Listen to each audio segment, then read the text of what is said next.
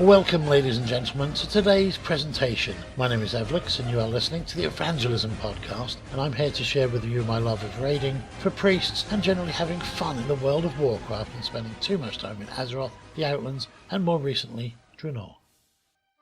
Today is Monday, March the 9th, 2015, and in today's show I'll be covering the news, Talk, which will be all about instance difficulty, my mailbox, and yes, I have got more mail. And finally, this is how we do it, the 5th tier of the priest talents. But first, I'll give you my weekly update on what I've been up to inside the game and in the real world. This past week, I have mostly been trying to do PvP on my druid. The druid that I mentioned last week, where I was going to level all through PvP. Well, as it turns out, that plan isn't quite working out. I've got to level 32, and I have done some PvP along the way. Unfortunately though, what most of the actual levelling has come from is herbing, cooking, fishing and doing the pet battle dailies while I'm queued up for doing PvP. It seems that low level PvP just doesn't happen. Nobody wants to do it. There needs to be a fix there. People need to be encouraged to do PvP at lower levels. There is the problem of twinking, I guess, and maybe that all the PvP now happens in Twink battlegrounds, because I know those players that lock their XP are forced into different battlegrounds compared to people that are leveling. And there is, of course, the issue of class balance, but I guess there must be someone there. There must be. So that's the druid covered. Done the druid. I've also got my garrisonless shaman. And unfortunately, this week I managed to do absolutely nothing on that character. So, I've got no updates for you there. Evelix, the real Evelix, as I like to call her now, Evelix, is gone 7 of 10 in Blackrock Foundry. I finally did get my crew mod kill that the guild kindly killed without me last week. So I'm now caught up to the guild's progression. I am now 7 of 10 in Blackrock Foundry. We made really good progress on the maidens as well. We didn't bother going to Blast Furnace, because we've heard that he's a little bit buggy at the moment and is spawning ads at the same rate on heroic mode as he should be on mythic mode. But hey, that's what that was. And so we decided to go to maidens, and hopefully that the blast furnace fight will be fixed when we get there, which hopefully, which will hopefully be this week coming. Watch out for an update next week. I've been playing RBGs as well. Been doing RBGs with the guys. And I've been playing Shadow. We've got another priest. Wow, how can I forget my own class? How? I've got another priest in the RBG team who is called Dumix. He is our main RBG guy, and he also plays disc. And in an RBG situation, 2 discs really doesn't work. And we're both too stubborn. And neither of us will switch classes, which isn't a bad thing. Priests rock. Why would you switch? But I've been playing Shadow there. And last week I did the same thing. And I was awful. Really awful. So in this past week, what I was doing is a little bit of reading up on how to RBG Shadow. And it's basically just multi-dot everything. And when Mind Blast procs go off, just hit whatever you've got at the time with Mind Blasts. Unless, of course, you're meant to be focusing down a main target, and then you use the procs on that main target. So that was all been good. Had fun, lots of fun, and lots of progress. Priest Rock. On Evelix number 2, my little dwarf priest over there in Cotton Candy. I've not actually been doing anything on her this week, apart from garrison missions. And that was because I was doing RBGs on Friday night with the real Evelix. So not much was happening there this week. In Exhumed, now there's been some problems with guild leadership in Exhumed, basically since I joined the guild. And the guy that formed the guild way back when in TBC, good friend of mine, he's been struggling to actually get in game for basically ever since I joined the guild. And it's meant that I've been the de facto sort of replacement guildmaster in his absence, and he's promised several times to come back, and real life keeps biting his backside and stopping him from doing it. And what he's decided to do is to hand the reins to me permanently-ish. so that when he returns to the game, that I'll hand the reins back to him. And I'm happy to do that. I'm more than happy to do it. I never joined this guild with the intention of becoming a guild master. It's something that I've never actually officially been. I've never officially been a guild master, but I have actually been officer all through my WoW career. So this will be the first real guild that I've been guild master of. I'm planning on changing pretty much nothing because I've got the guild running how I want it already. So everything's great. What else have we been doing? The WoW Podcaster Tournament of Epicness has started, but I failed to make the cut. But let's not worry about that, because I didn't really expect to make the cut. There's 63 really great podcasters in there, and I missed out for many reasons. One, I'm brand new. I'm brand new on the scene. Nobody knows me. Only you guys, of course. My congregation. There's many shows that have multiple show hosts. They're parts of networks, and they all vote for each other. If I was in that situation, I would do exactly the same. But I'm a solo man. I'm flying solo. I am running the station that is Evangelysm all on my own. There are no other shows, and I really didn't expect to get through unless there was only 63 people in the tournament. I didn't. But I don't want you to abandon the tournament. Please visit Sheepmoon, the station where Sheepmoon is hosted, which is rivalcastmedia.com. Go to the forums. There is a download of an Excel spreadsheet there. Please download that. Please fill it out. Please email it back to D2D at Sheepmoon and get that done. That's pretty much that one. I don't think there's anything more to cover on the WoW Podcaster. No, how did I forget? Oh my lord. The other thing that I've done in WoW this week is sort of in real life in WoW. I'll explain. Last night I had to miss the raid. Our normal raid, our Sunday Monday raid in Exhumed. And the reason I had to miss it was a personal choice thing. I could have chosen to go to the raid. I could have chosen to be the interview subject on Girls Gone WoW. I was on Girls Gone WoW. Can you believe that? I had a great time. The show is actually already out. It was released this morning. So if you don't listen to Girls Gone WoW already, go and listen to the show. Number 171, show 171, is all about me. All about me. And I did get a bit carried away. And I don't think they'll want me back. Because I talk too much, apparently. Hey. Yeah, I did ramble on a little bit.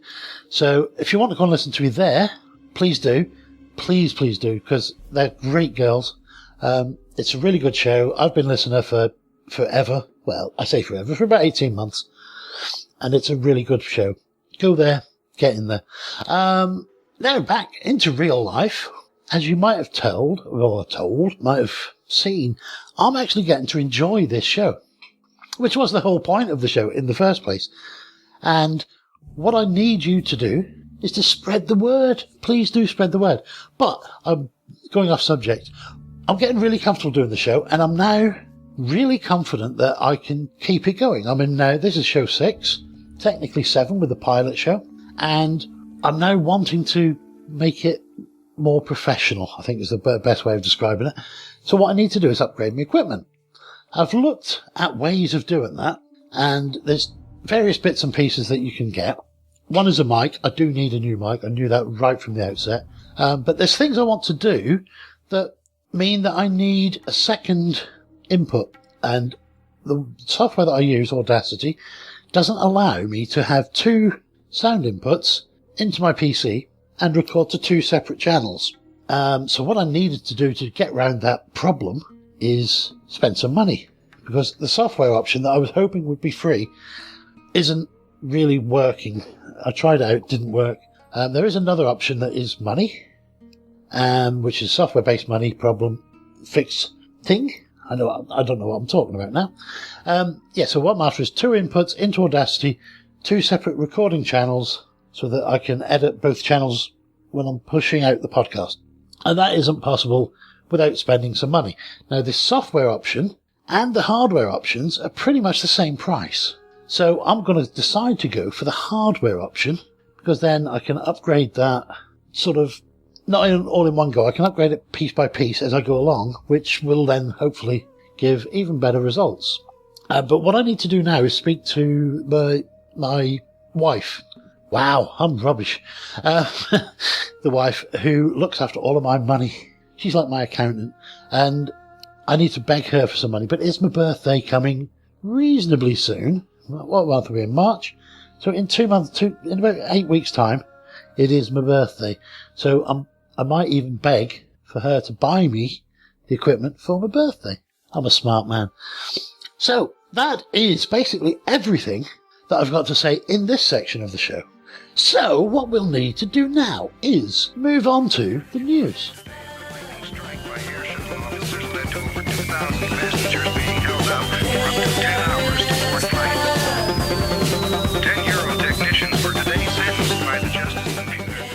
In the news this week, we have the one, the only, the game token, the WoW token.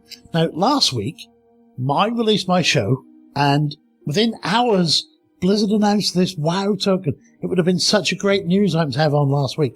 But this week, I have actually mentioned it. I've caught it in. And Ian Hazukosa's actually confirmed that you can actually buy the token on a toon with a lapsed account as well. Now, that is awesome, because people are out there with lapsed accounts who've got gold and can't afford to play the game. So hopefully there'll be some more people come back for that. It's also good for players like myself who've got a few gold stashed away for a rainy day and a second account. So I might even be able to activate my second account through this method, which is great.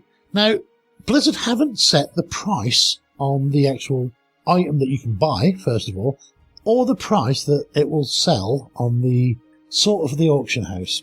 Now, what Blizzard are going to do is control the price for this item on a region-by-region basis. So if I buy one, and I'm making the numbers up here, if I buy one for $20 US, £10 UK, whatever, and then I can't go to the auction house and put it on for 100,000 gold.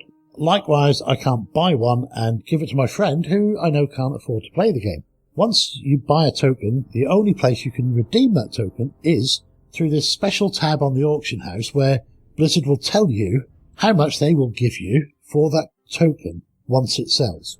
Now, the price that you get is guaranteed at that transaction. The price that token could be bought for may be higher, may be lower, but Blizzard have taken the gamble in some respects of how much gold they will give you for that token and then how much gold someone pays for that token. Now, they have said that there's going to be no transaction fee because it's done through the auction interface. People are concerned about that, and rightly so. But there are going to be no transaction fees for it all. It's all going to be transaction fee free. And basically what will happen is the whole process end to end is I go and buy with real money a token from Blizzard. I can then put that on the auction house tab and Blizzard will tell me, yes, there you go, Evangelysm, you can have 20,000 gold once this sells. I then go, wow, 20,000 gold, awesome. I'll have some of that. That was well worth my $20. And I release it onto the auction house tab thing. And what happens then is my mate Dave, he comes along and he goes, oh, I want to buy some game time with gold. I've got 2 million gold. I'll buy some. And he goes up to the auction house and he goes, oh, 20,000 gold. That's too dear. I'll wait. And no one buys any stuff off the auction house and the price will drop until someone starts buying it. And then I then get my gold, but once someone buys that token. So the buyer, Dave, my mate Dave, finally sees them on the auction house for 18,000 gold and thinks, oh, I'll have one of those, and buys my token. The gold then goes to me, but I don't get the 18,000 that Dave paid. I get 20,000 gold from Blizzard. Dave pays them 18,000 gold, and Blizzard lose 2,000 gold. Dave then has a token. Now, Dave can't resell that token. Dave has now got a soulbound token. The only thing that Dave can do with the token is pass it on to Blizzard again and get 30 days worth of game time. Now, the 30 days is a question mark for me, because in the general bump that we see online, Blizzard say that a month subscription is 30 days. In actual fact, it's not. It is a calendar month. So if I buy a month subscription on the 1st of February and on the 28th of February, that subscription runs out. If I buy it on the 1st of March, it doesn't run out until the 31st of March. So it isn't 30 days, it's actually a calendar month. So in February, we get shortchanged. In days with 31 days, we make. And it does actually work out over the year that we make, because there's more than 3 months with 31 days. Don't ask me how many there are, I'm not worried about that. And when were you going to get this? Well, it's in 6.1.2. Now, as it happens, 6.1.2 is actually now on the PTR. It's there on the test ROM, it's there for us to test. And looking through the show notes, the patch notes, all there is in 6.1.2 is this WoW token. I'm sure there will be other changes going in there, but it's very early days. When 6.1.2 will come live, who knows? But it's on the PTR now, and that's it. That is the WoW token in a nutshell. I will hopefully be buying some from the auction house. I won't be buying real money ones, I'll be buying gold money ones. And I'll hopefully pay for some WoW subscriptions that way. Now, other general news, one of the interesting things I saw recently on Bugfix was the Dark Heart of Pandaria scenario. Creatures in the scenario should no longer incorrectly scale to level 100. Apparently, they were already doing that. Now, I had heard similar things about scenarios before, but that was a good way of boosting people, which seems to have now been knocked on the head with this. But it's interesting to see that they've got the ability to scale set by default in the Pandaria scenarios. Interesting.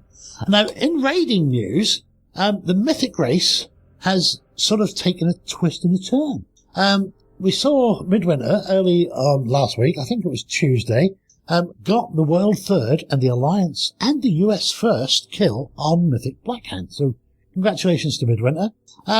However, Midwinter do remain as the only US guild still to have killed Mythic Blackhand. But there are 7 now guilds that have killed Mythic Blackhand. So what is going on in the US, folks? And, more importantly, what's going on in Blood Legion? They're not even on the list yet. They are in 8th position. So hopefully by the time this video podcast comes out, Blood Legion will have got their kill and be 8th. But it's not looking very good for the US side, I'm afraid, folks. If you're in the US, your main guilds do seem to be, I won't say suck, because that's way wrong. They're quite good if they're still on 9 of 10 Mythic at this point. But they do seem to be lagging behind the Europeans and the Asians, the Chinese and the Taiwanese, who have also got Mythic kills. So, that's all I'm saying. I'm not trying to build some rivalry up, but the US guilds do seem to be lacking. And it would be nice to see the US guilds gather first sometime soon. Maybe in the next tier, who knows. Anyway, now also last week that I missed was the developer Q&A. Now, in the developer Q&A there was some interesting things come up, and one of the major things I'll be covering in the main topic of the week, which is instance difficulties. But there was also a couple of questions in there that really made me have a head scratch, which was 3 tanks. Now, there was a question asked that says, any thought on making raids require more tanks? It's so hard to find a raid spot as a fresh level caps tank. And the brief answer that they gave was, we're sticking to 3 tanks. 3 tanks? Most raids I've been in have 2. So I don't know what they're talking about there. But another question sort of shed some light onto it. Are you okay with the prevalence of 3 tanking some encounters in 20-man Mythic? And the answer that Ian Hazakosis gave there was, not sure about the prevalent, maybe occasional. And yes, we have 2 to 3 encounters that are strongly encouraged for Mythic. Now, I'm guessing he means strongly encouraged to have 3 tanks. This is a reasonable expectation for Mythic guilds. Sometimes it's designed that way, sometimes we're just okay with it happening. Now, this is a big shift, because all through, well, basically since, the Horsemen, the 4 Horsemen in Naxxramas, where we only required 8 tanks out of 40, everything's been 2 tanks. There have been occasional 3 tank fights, but this seems to be a bigger shift towards having a 3rd tank. And in a 20-man raid, that's fine, but in Flex, that may not work out so nicely, because the way Flex guilds work tends to be 2 tanks, so many healers, and then the rest DPS. Interesting, but we'll see how that pans out in the future. There's a bug fix in raids, where there was an issue that could cause players to take more fall damage than intended during the transition to Stage 2 on Blackhand. Now, I've not noticed this, but maybe it's because we've had no one die in that phase. I don't know. But there we have it. That is what they're saying. Now, in the priestly side of things, there's not been any news as such, but there have been a couple of bug fixes. The first one is that Archangel should no longer incorrectly increase Flash Heal's mana cost. Now, that is a bizarre bug. Quite why it would increase the mana cost is beyond me. Whoever programmed that needs a slap, Blizzard! Slap him down! And also another bug fix that was put in, which was from the shadowy side of the priests, was that Vampiric Embrace should no longer incorrectly factor in damage caused by Searing Insanity. That I can sort of understand because it's a new thing, but if Insanity does it for Mindflame, why shouldn't it do it for Searing Insanity? Just makes sense to me. But hey, they fixed what they saw was a bug. And that is the end of the news, folks. That is all of the news that I have for you this week. So now it's time for the main event. My topic of the week. Let's talk about instance difficulties.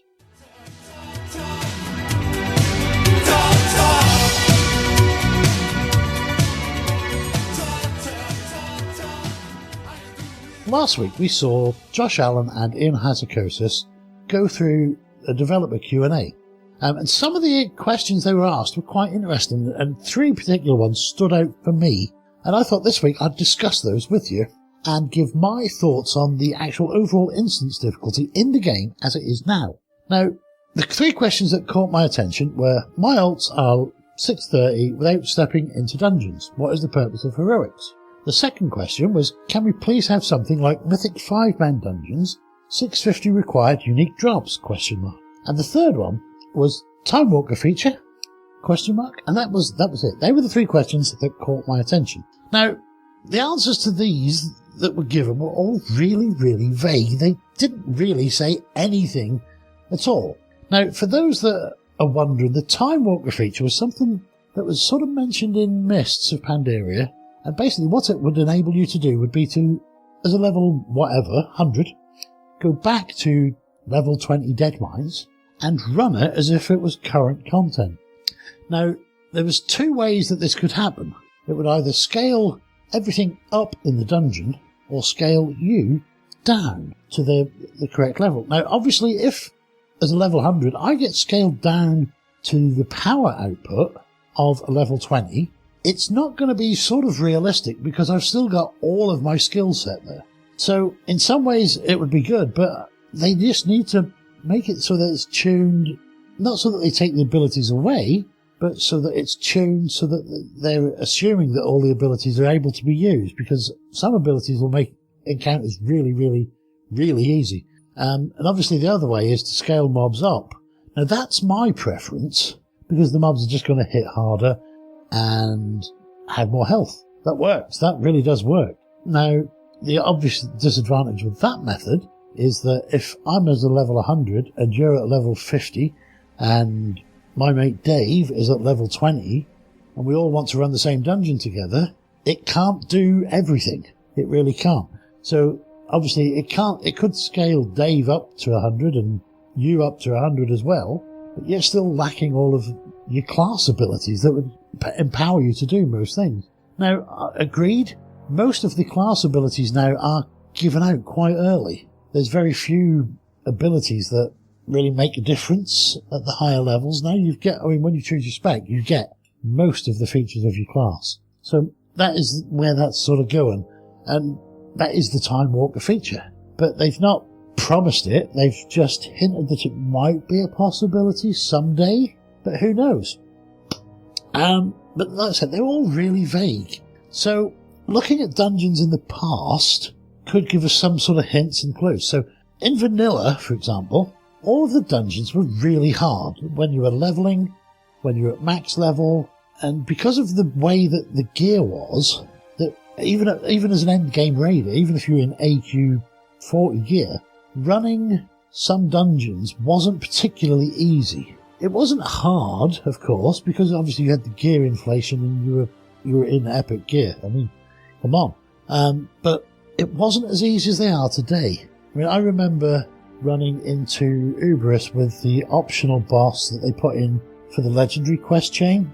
Not legendary, for the epic quest chain to upgrade the tier 0 armor, the dungeon set, up to epic.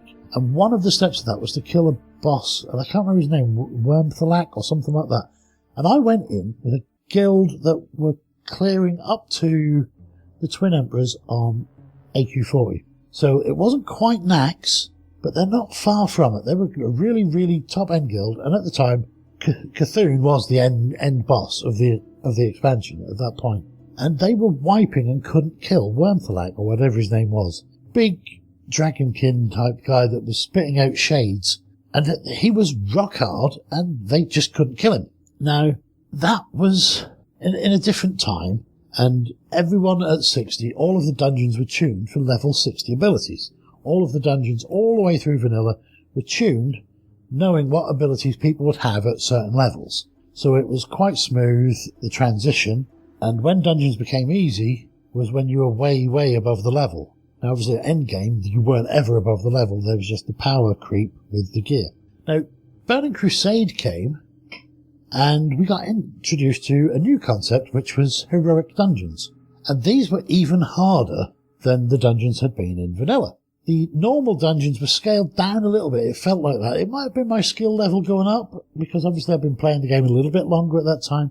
But heroics were still hard, even with gear. Even until you were sort of Black Temple gear, all the heroics were quite challenging, because you still needed things like CC. You had mobs that would kill you, not because they would do all of your health as damage, but because they would summon ads, they would bring stuff in if you didn't deal with them correctly. You needed to know the trash pools. Pretty much how challenge modes are now. It wasn't what they were doing, it was how they were doing it that was killing people. And as I say, the normals weren't particularly hard, but they weren't easy either. And then we moved into Wrath. Now, when you first hit 80, the dungeons were quite difficult. Really quickly, the gear power creep made it so that everything just became an AoE fest. And as gear increased throughout the end tier of Wrath, all the way up to ICC, the dungeons just became easier and easier and easier, because of the power creep was quite steep at that point. And so much so that we got given new instances. There was the Trial of the Crusader one, and that actually rewarded epics all the way through. And also we got the 3 ICC 5-mans. Now the ICC 5-mans were tough, even at the right gear levels that they were rewarded. They were still tough. And it wasn't until the end of ICC that they became really easy. And even then, the halls of whatever, the last one, I can't remember what they were. One way, not Illidan, the Lich King. Wow, how did I forget your name? The Lich King chases you down the path towards the end, and depending on whether you're Horde or Alliance, you are accompanied by either Sylvanas or Jaina. That one, can't remember what it's called. Halls of Reflection. Thank you. Halls of Reflection. And that one was always tough. But that was always tough because of the way that you had to do the first 2 boss fights. You went into a big round room, and if you did the fight probably as Blizzard intended, it was really tough because there was range mobs that were mind controlling and doing all sorts of stuff. And there was hunters that you couldn't interrupt and drag in. There was casters, there was healers. So what everyone did was hide around a corner, and you literally stood in this corner, the tank at the front, everyone else behind him, and just AoE'd. And as long as you did that, it was quite simple. If you strayed away from that, if you got someone who thought, oh, I can just get a little bit more DPS because I can't hit the one around the corner, you'd wipe. You really would wipe. And they were quite tough. And at the beginning of Cataclysm, man, them dungeons were rock solid. They were brilliant. The community were up in arms with the ease of Wrath dungeons, and Blizzard said, do you know what, guys? You want it tough? Here, have these. And they were rock solid at the beginning of the expansion. And everyone went, they're too hard. We have to crowd control. I die if I stand and boo. And Blizzard went, oh, we've made them too hard for you. Oh, okay, come here. We'll make them easy. And they did. They went and made them easy. And do you know what, guys? We made a rod for our own back when they made that easy. We begged, well, we didn't, but the community in general begged to make them easy. And what they should have done was left them as they were. Made them hard to run at first, because again, as the gear levels crept up, they became easy. They would have become easy even then. Yes, it would have been hard to get through them initially, but people would have learnt the fights, made everything better. It would have made the player base better. It really would. At the end of Cataclysm, we got some more new dungeons with Dragon Soul. They weren't particularly hard because I think Blizzard had listened to what had happened before, and they went, do you know what, let's not make them too hard for these guys. Because in between those, which I'd actually forgotten about, there were the two Zul'Agens, Zul-Aman and Zul-Notfarak Garub. Zul-Garub. And they brought those in the middle, and their ones were rock hard. Zul-Aman wasn't too bad as long as you didn't expect to get the mount. If you were on the mount run, you needed to know your stuff, take a few risks, pull a few extra mobs, do the business. But Zul-Garub was hard. There was killer mechanics in most boss fights. There was killer mechanics on Trash. And I think it was Jindo who was the end boss. He was a bitch. He really was. If people didn't follow the mechanics of the fight, particularly those that didn't go and kill the ads or stand in the bubble, they would die really quickly. And then we got Mist of Pandaria.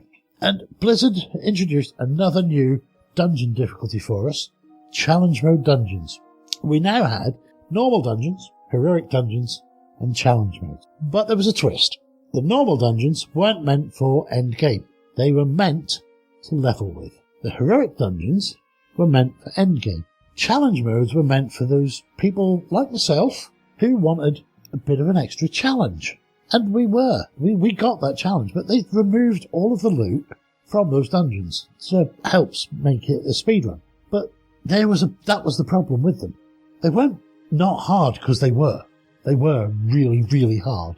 If you didn't know the fights and weren't prepared to wipe literally all night on some fights, you wouldn't get past trash pulls. And it was the trash in those challenge modes that was difficult.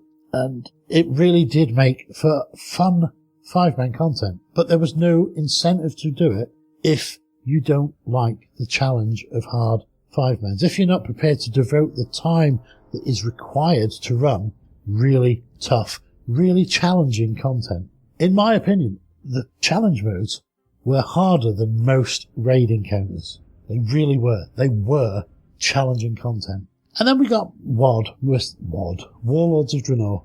In Warlords of Draenor, again they stuck with the three difficulty settings, normals, heroics, and challenge modes. They kept with the same principle that we had in Mists. The normals were just for leveling, heroics were for endgame content, and challenge modes were there for those that really wanted the difficulty setting turned up a bit. But again, there was no rewards.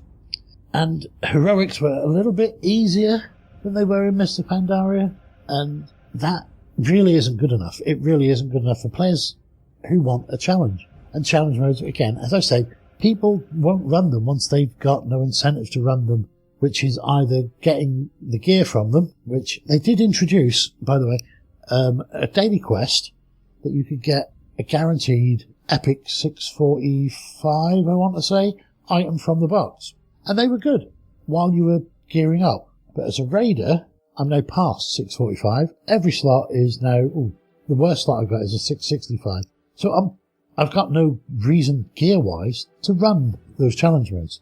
I still need gold in every single one because I still haven't done the gold challenge mode. I've done them all on silver, but not on gold. So I've personally got a motivation to do that. But other players won't run that for an achievement. They want it for gear. And particularly those that can't devote time to raiding. They want some rewards from these challenging dungeons. Now, one of the things that would solve this for me is more dungeon content. Give us more variety. Make the loot sort of scale somehow. And I don't know the detail on how you do that. Whether the personal loot system can handle something as complex as, that person's in 670 gear. We will drop 670 gear for them on a personal loot table.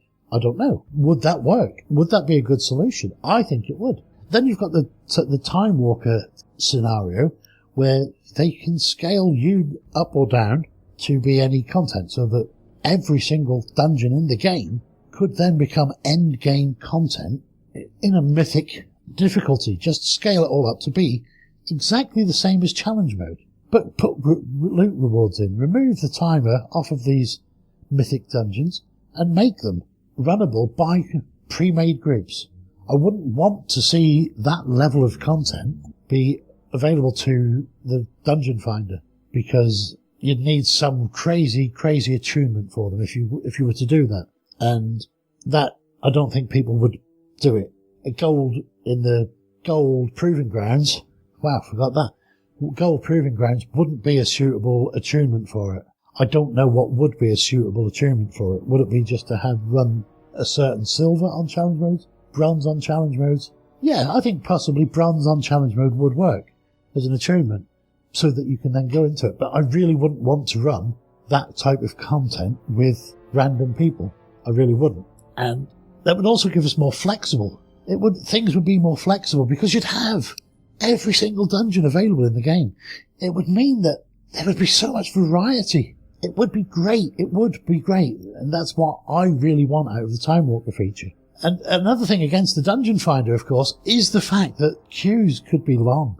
But that's when you get the pre-made groups, your guild groups. It would promote guilds again. Something that I was talking about with the Girls Gone WoW crew, EJ and Raven, last night when I was on their show. Plug for the show, by the way. Was the fact that guilds just don't seem to have a reason for existing anymore. People are pucking raids. People are cross-realming everything content-wise, which in some ways is good. It really is, some ways is good, because, again, people that can't commit to a regular time schedule can still play the game. And I don't disagree that there should be these sort of virtual guilds out there. And again, another argument against this sort of content is the development times. But really, the tech must exist. The tech exists already to scale gear up and down. We've seen it on the PTRs since at least Cataclysm. The content itself already exists. I'm not asking for Ubriaris or Scarlet Monastery type revamps of old dungeons. No, just keep them as they are. Keep them as they are and just scale the mobs up. Make them mythic mobs in Razorfen Downs. Well, I think they've revamped that one. But Stockades they've revamped as well. See? All my examples. Moradon would be fantastic as a mythic dungeon. Lower Blackrock Spire. Oh my lord. Lower Blackrock Spire as a mythic dungeon. That would be awesome. That really would. Zul'Farrak.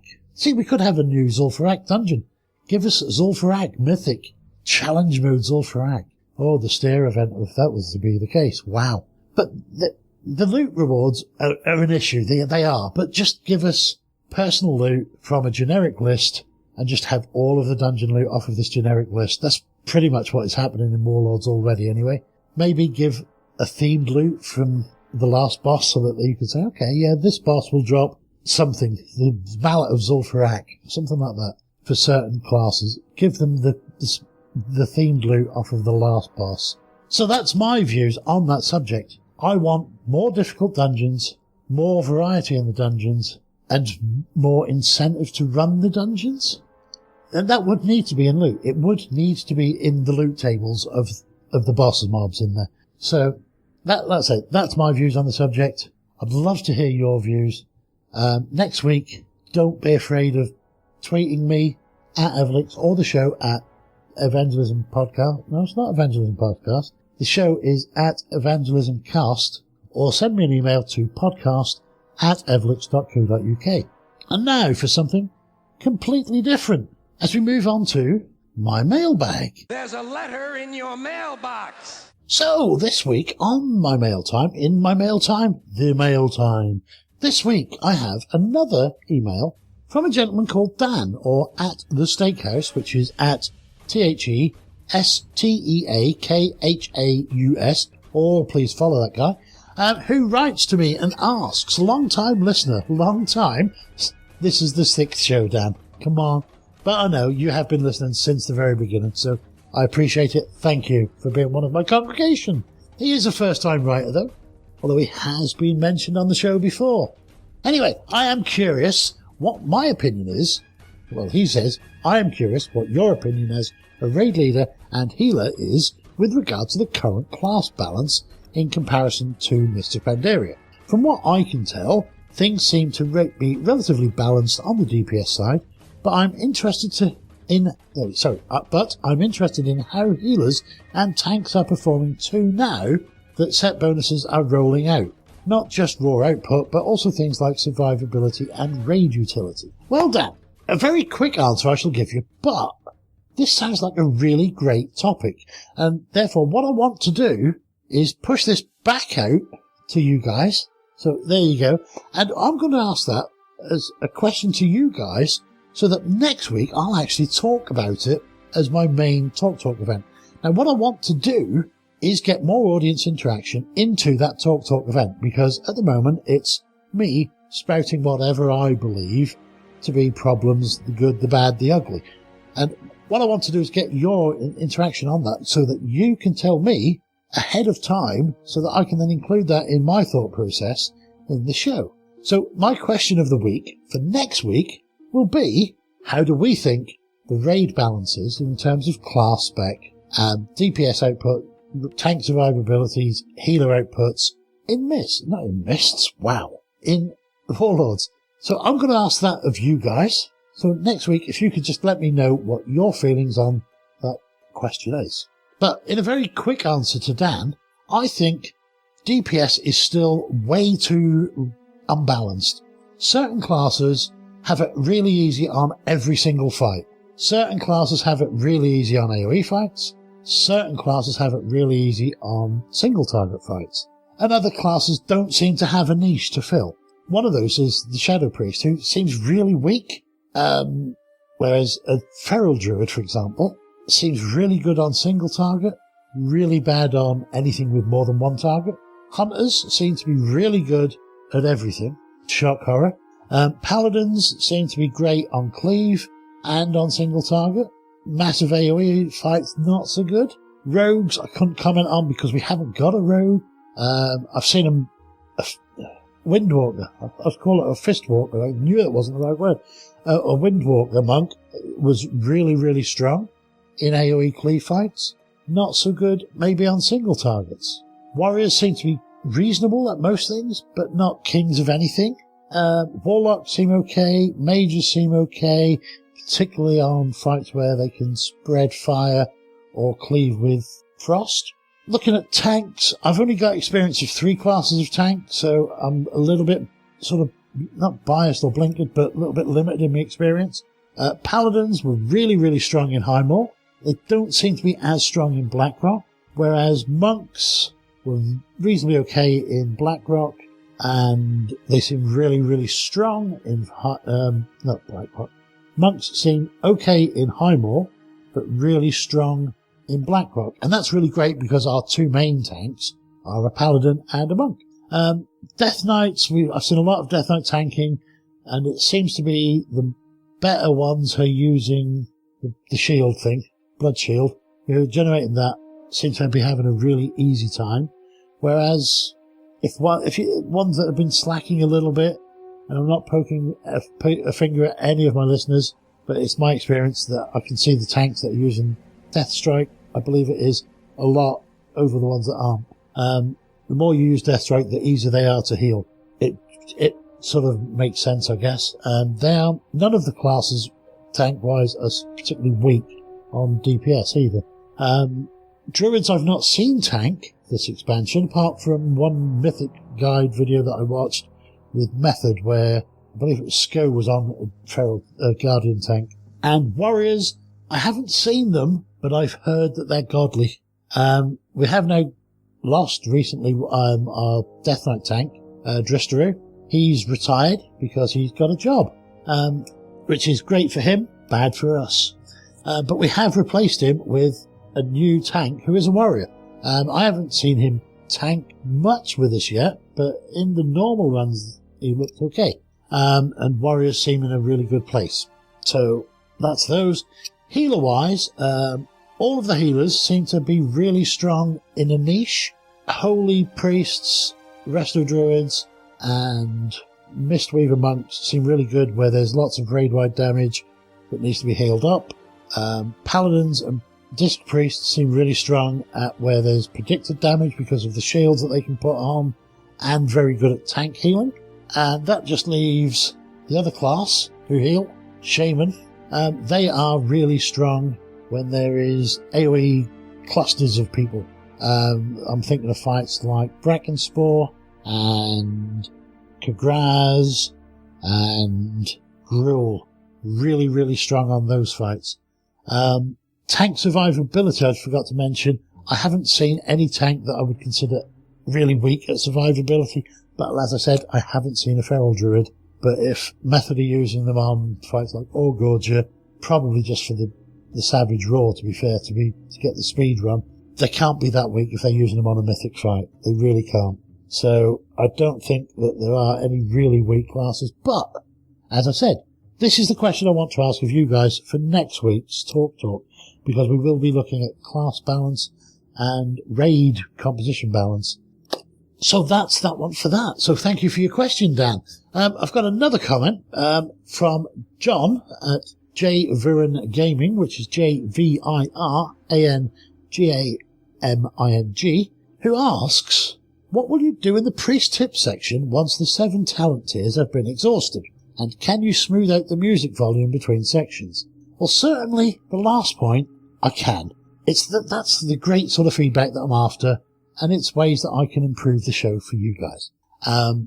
I know that I've spoken to John, and he's also said that I'm not the only culprit of this. So if you're a podcaster listening to the show, check your transition volumes, especially your drop-ins and that type of thing, if you're running drop-ins. Because apparently there's lots of shows with a volume mismatch. And that's something I'm going to work on.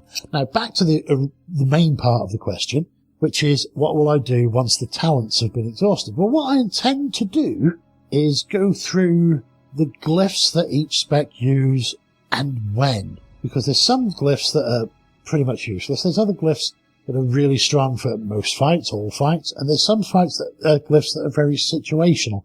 And what I'm probably going to do there is look at a series of boss fights each week. So I'll probably pick 3 or 4 boss fights each week and go, this is what glyph I'd use here, this is what glyph I think a holy priest would use, and thankfully I've got a holy priest in my guild, who I will probably pester for that information because he's much more in the know about it than I am. And again, from John himself, because John is our guild shadow priest, I'll probably ask him what glyphs he uses on certain fights. So there's the answer, John. You're going to help me with that. But once I've exhausted the glyphs and the bosses and that sort of thing, what I want to do is try and sort of educate the people in the ways of the priest. So I'll be going over various things, boss encounters, on tips on what to do and that type of thing. It's not all planned out yet, but there's many, many things that I can teach from a priest point of view and a general healer point of view, add-ons, that type of thing, that help. So it's going to encompass everything priestly tips. I will be searching. I will be asking advice from other priests. All sorts of things that I can then merge into a big ball of information and give out to you guys. And that is the show mailbag for this week. I've had 1 piece of mail and 1 comment that was given verbally from John. Now, if you want to get in touch with the show, please email me at podcast@evangelix.co.uk or via either of my Twitter accounts.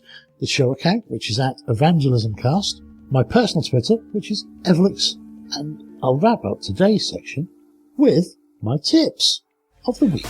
This is how we do it. All hands are in the air. In this week's This Is How We Do It, we're looking at the Tier 5 or the Level 75 talents. This tier has a total of 5 choices, as one of the options changes depending on whether you're holy, discipline, or shadow. The first option, though, is shared between all 3 specs, and that is Twist of Fate. This increases damage or healing done by 15% for a 10-second period after damaging or healing a target with less than 35% health points. It's a great talent, especially on ad fights for shadow priests, and also one that is good for raid encounters where there's spiky damage, where the healers are having to build everyone up. If that happens a lot, that's a really great talent for healers. Now, it used to double dip for disc priests, but they've made it now so that you have to be shadow specs so that it deals, or it gives you the buff when you deal damage. It no longer does that. So it used to be my default talent in Siege of Orgrimmar times back in Mists, but now my preferred choice is Power Infusion, which is the second choice again for all priests. This increases haste by 25%, reduces mana cost by 20%, and lasts for 20 seconds. It is on a 2-minute cooldown though, so it isn't something that you can use very often, but it is something that really helps with mana cost, especially if you're in big healing phases where you need the extra haste as well. It is the best option for all healers, particularly when raid damage is low, and is the default choice for Shadow Priests when there are no adds. And then we finally come to the third option in this tier, which is one where it varies depending on your spec. Now for Shadow Priests, they have a talent called Shadowy Insight.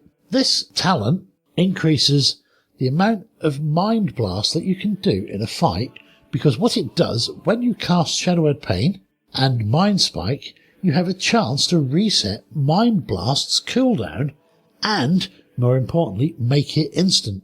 It doesn't synchronize well with Clarity of Power, which is the very last tier, which we'll cover in a few weeks' time, but it is really good for a Shadow Priest on fights where there's a few long-lived adds that you keep up Shadowed Pain ticking on, and especially when you combine that with Surge of Darkness, where you've got all your dots rolling on 3 targets. It increases the chance for instant procs of Mind Spike, which then in turn increases the chance to reset Mind Blast's cooldown. The synergy is between those two talents. The synergy is missing between Clarity of Power, which just makes all of your Mind Blast instant. So you lose something, you gain something. Now for Holy Priests, they get Divine Insight, which has a 40% chance of triggering a Prayer of Mending with no cooldown when you cast Prayer of Healing or Heal. Now, the way this talent actually works is that it doesn't actually cast a free Prayer of Mending. What it does, it brings Prayer of Mending off of cooldown if it isn't on cooldown, which it should be. It will then also not trigger another cooldown, and it makes it so that you can cast it. But you do still have to hard cast it. It doesn't make it instant, which is a shame, because if it made it instant, it would be a really good talent, I think. But obviously you need to be casting Prayer of Healing a lot or Heal a lot to get the benefits of it. So if you're Renew spamming, Circle of Heal spamming, and pretty much just filling the raid with hots and casting flash heals, this is rubbish for you. If you're casting lots of Prayer of Healings, you could argue that there is a case for it. But the chances are, if you're casting lots of Prayer of Healings, you're going to get more healing out of the cast of Prayer of Healing again, should you have the need to take the talent. So it does seem a little bit of a wasted talent to me, but I'm not playing a Holy Priest at the moment. So it might be that there are situations where you are casting Heal a lot, and then it could be a good talent. Now, for the Disc Priests, which is what I'm playing at the moment, and pretty much have done for the last 3 expansions, we get something called PowerShell. Now, PowerShell was godly in Mists of Pandaria. Unfortunately, Blizzard realised this and decided to make it a talent for Disc Priests, not a baseline spell for Disc Priests. Now, because of this, there is really so little chance to use it and make it a viable talent choice, because the best time to use it is when you are casting Prayer of Healing a lot, because it then covers 5 people in the raid with a power shield. And if you know that this damage is coming in, and there may be fights that I haven't seen yet where this could really be powerful, where you can cast 2 or 3 Prayer of Healings with PowerShell enabled on 15 members of the raid, it could be godly, especially if you've got the priest tier bonus, the 4 set, which is it reduces the mana cost of Prayer of Healing. Because unfortunately, casting Prayer of Healing for a Disc Priest will leave you pretty much out of mana by the 3rd cast. It is ridiculously bad in the terms of mana efficiency. Now, and again, the real time that you should be casting Prayer of Healing as a Disc Priest is with Archangel up, because it empowers that spell even further. And sadly, there aren't many church chances, sound like Arkwright. If you don't know who Arkwright is, Google him. Arkwright, open all hours. Google that, you'll understand. But yeah, there's very few chances to actually use Prayer of Healing with Archangel up, and therefore really very little benefit currently for PowerShell unless you can get the tier 4 bonus or the tier set 4-piece bonus for priests. And that is my thoughts on the tier 5 talents for the priest.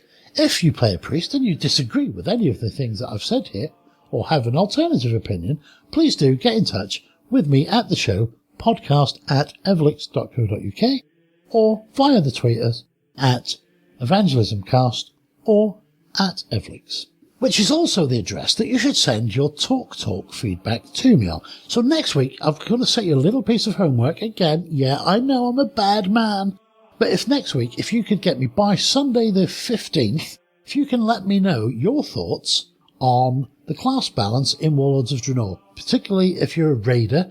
I'd love to hear those, especially if you're playing something that we don't have in our raid, which is a Guardian tank, or you have a rogue.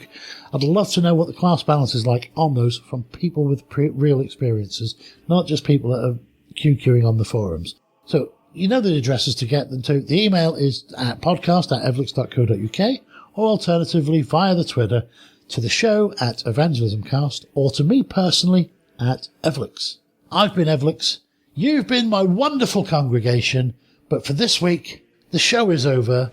But there will be one next week.